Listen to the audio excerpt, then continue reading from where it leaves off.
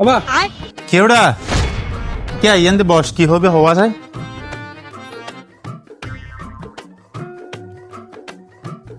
বাবা আম্মা তো মরে গিয়ে এখন আর দুনো ভাইয়ের জায়গা সম্পত্তি যত জিন আছে মেন পাক করে দাও কেন হস ঠিক আছে পাক করে দাও বালা হতা হইয়াস আইও চিন্তা করি তোরারে দোনো ভাইরে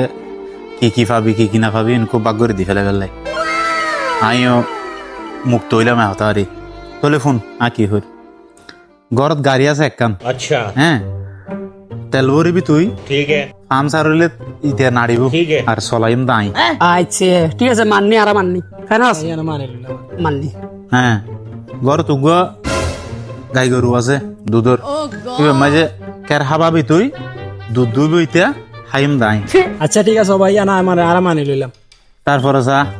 কত বড় জায়গা কিলে রায় দিয়ে আই এ তোরাও মানুষ জাতল্লা বলি তোরা গরি ন দোস আয় বুড়া মানুষ আয় আর সুদিন পাইছ আয় গরিম কেন গরিন ইয়ান হল দে চা